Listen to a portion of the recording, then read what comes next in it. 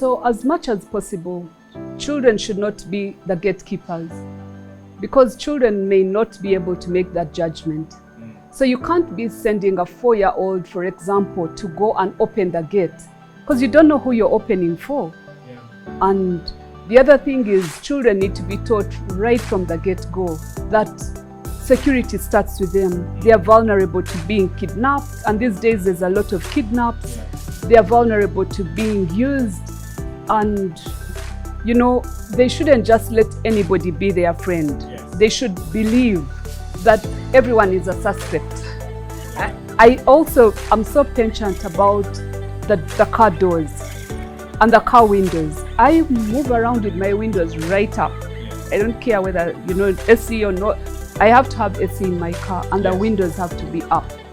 Especially when there are children in the car. Especially when there are children in the car. I've had people pick my gold and diamond chains. Oh no. In the, you know. In the traffic. Yeah, and it's painful to lose a lot of money to a pickpocket. But you wouldn't want anything to happen to a child. Anything could happen. They could pull them out of the car. I don't know. They could open the door. My children are precious, and parents should know that children are precious.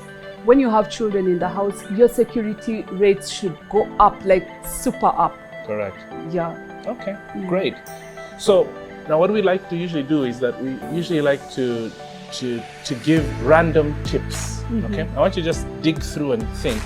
Just give me 2 or 3 tips, which I can keep and say, Dr. Sabrina came here and gave me these 3 security tips. It doesn't have to be about children. It's about anything, about lifestyle, about things which you did growing up with your dad, with the family. I just want 3 tips so that I can share these with people in the future. I like that we prayed before the start of this show. Oh, no. And people didn't see that, but yes, I am actually a strong believer that you see, the watchman watches in vain unless God is watching. So for me, it's making sure that we are prayerful, and that God protects us. That's the number one. You could have whatever security it is, but still be burgled or whatever. So prayer for me comes first. The other one is having personal security and being aware of yourself and not trusting anyone. By the time I trust you, you must really be trustable. Correct. The third thing is to watch yourself. Like, watch your back. And watching your back includes not only looking over your shoulder, but being self-aware. Street smart, yes. Be streetwise. Yes. There are people who are hungry out there, and there's this saying that goes that, you know, people want a share of the people who have, the haves and have-nots. So it's a division of wealth. Yes. But that's what people think.